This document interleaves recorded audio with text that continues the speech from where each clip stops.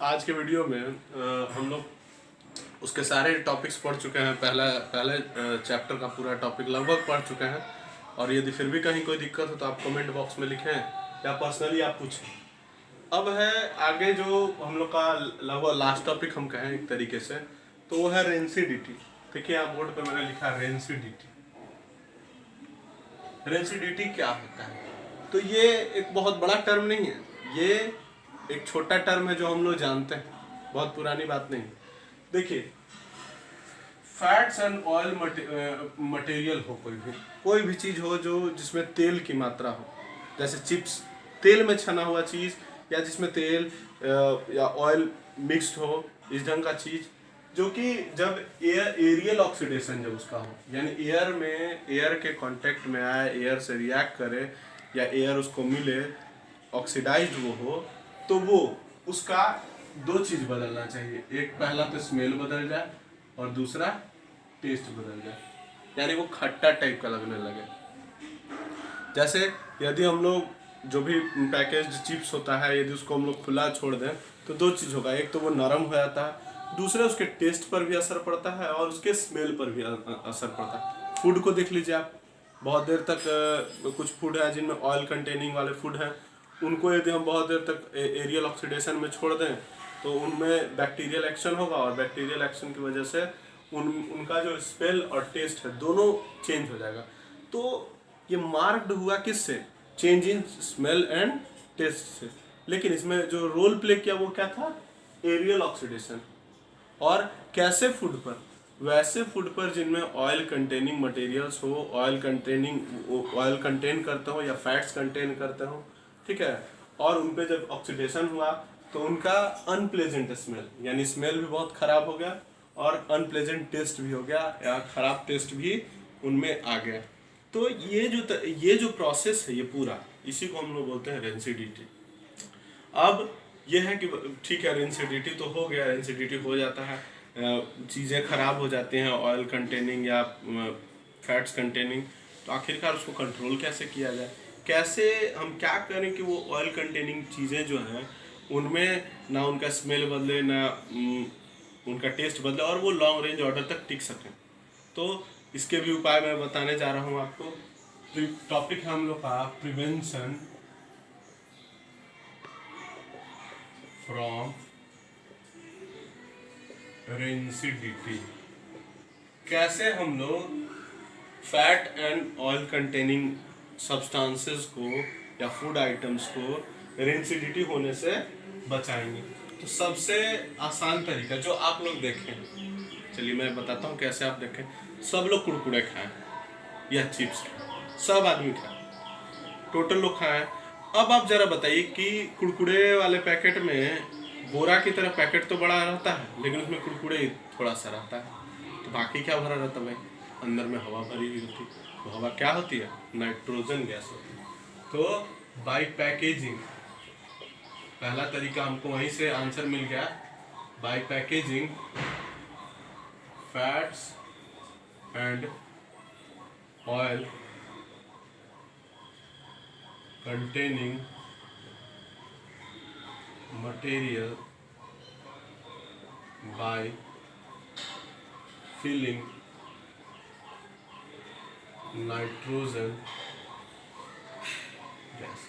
ये जब हम नाइट्रोजन गैस से उसको भरे रहते हैं तो वो एरियल ऑक्सीडेशन उसका हो नहीं पाता है, और वो जो है वो कुरकुरे या चिप्स जो है जो ऑयल कंटेनिंग है वो लॉन्ग रेंज ऑर्डर बहुत समय तक वो टिक जाता है, और इसलिए वो बहुत दिन बाद खराब होता है। आप देखते होंगे कब का लाया हुआ चिप्स कब तक टिका हुआ है, लेकिन जब तक वो पैक में हवा भरा हुआ है तभी तक।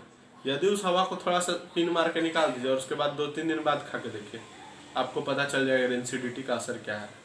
तो ये सब चीज़ें प्रैक्टिकल बातें हैं, आप लोग इसको जानते हैं, अच्छे से जानते हैं, बस इसको थोड़ा सा केमिस्ट्री के टर्म्स में थोड़ा सा टर्म्स इसमें जोड़ दिया गया है कि अनप्लेजेंट स्मेल और टेस्ट हो जाए। और 2-3 बात बस, पहला एरियल ऑक्सीडेशन होना चाहिए, दूसरी बात किन में? Fats and oil containing substances में, तीसरी बात कि ये मार्क कैसे पता चले कि रेंसिडिटी हुई है? तो by change in smell and taste. वो टेस्ट खराब हो जाएगा, स्मेल चेंज हो जाएगा, तो हम बोलेंगे कि वो रेंसिड हो गया वो चीज़। सबसे पहली बात कि हम लोग एक वर्ड यूज करते हैं एंटी। एंटी मतलब शत्रु। यदि बात करें टेररिज्म को रोकना है तो एंटी टेररिज्म वर्ड यूज होगा, ठीक है। तो यदि हम लोग सोचे केमिस्ट्री में भी इस बात का यूज करें कि यहाँ पर जो दुश्मन है फैट कंटेनिंग मटेरियल का जो उनको रेंसिड कर रहा है वो क्या है, ऑक्सीडेशन। तो ऑक्सीडेशन यानी कि एडिशन विथ ऑक्सीजन, यदि इसको हम रोक दें तो रोकने का उपाय क्या है, तो हम केमिकल्स यूज करें जो ऑक्सीडेशन से लड़ सके। तो ऑक्सीडेशन से लड़ने वाले क्या होंगे, एंटीऑक्सीडेंट्स। एंटीऑक्सीडेंट्स यानी एंटी मतलब उससे लड़ने वाला या उसको अपोज करने वाला, और ऑक्सीडेंट मतलब ऑक्सीडेशन को अपोज करने वाले। तो वैसे एंटीऑक्सीडेंट्स मिला दिए जाते हैं वैसे चीज़ों में फैट कंटेनिंग मटेरियल्स के साथ, ताकि उन पे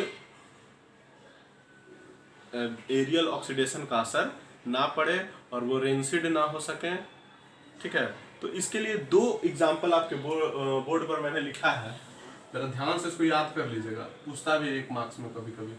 पहला है BHA ब्यूटालेटेड हाइड्रोक्सी एनिसोल। फिर से मैं बता दूं, BHA ब्यूटालेटेड हाइड्रोक्सी एनिसोल। और दूसरा जो है वो हमारा है BHT क्या होता है, ब्यूटालेटेड हाइड्रोक्सी टोलिन। तो इन यहाँ 2 एग्जाम्पल मैंने दिए, ये एंटीऑक्सीडेंट्स हैं।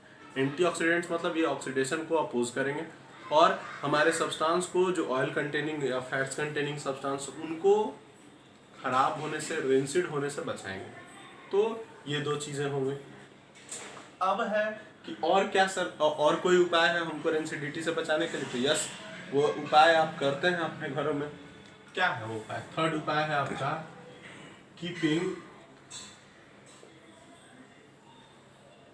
Food containing fats and oil in refrigerator. Substance जिनमें कि फैट और ऑयल है उनको हम कहाँ रखते हैं, रेफ्रिजरेटर में। रेफ्रिजरेटर का टेम्परेचर इस ढंग का होता है कि बैक्टीरियल एक्शन वहाँ कम होगा, एरियल ऑक्सीडेशन भी थोड़ा कम होगा और बैक्टीरियल एक्शन भी कम होगा। तो जिसकी वजह से वो सब्सटेंस जो है वो कुछ ज़्यादा देर तक टिक सकता है और वो ख़राब कम होता है। इसलिए हम लोग फ्रिज में उन सब चीज़ों को देखें अक्सर रखते हैं। अब ये नहीं कि फ्रिज में रख देंगे तो पूरी ज़िंदगी ठीक ही रहेगा, ऐसा नहीं। एक समय सीमा है जब तक वो ठीक रहेगा, लेकिन फिलहाल ठीक रखने का एक उपाय है by keeping food containing fats and oil in refrigerator. उनको हम रेफ्रिजरेटर में यदि डाल दें तो वो सब्सटेंस सेफ रहेगा, खराब नहीं होगा, रेंसिड नहीं होगा। नेक्स्ट यदि बात करें तो 3rd पॉइंट इसी में, by keeping the food items in air tight container.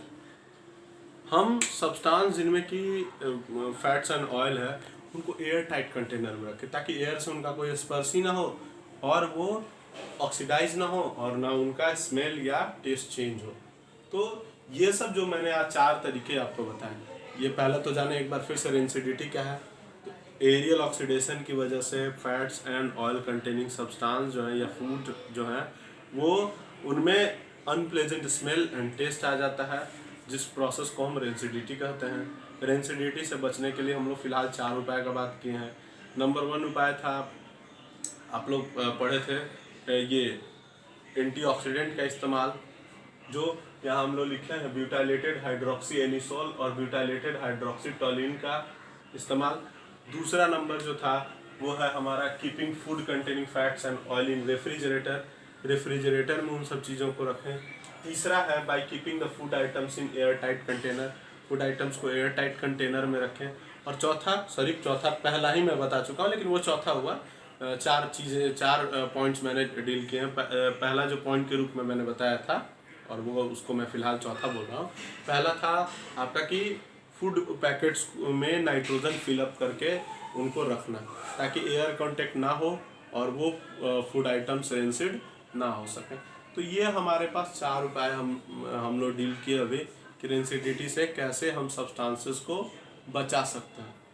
अब है कि कल के आगे के वीडियोस में हम लोग कल के वीडियोस में एक बार फिर मैं बता दूं क्या बताने वाला हूँ। जितने टाइप्स ऑफ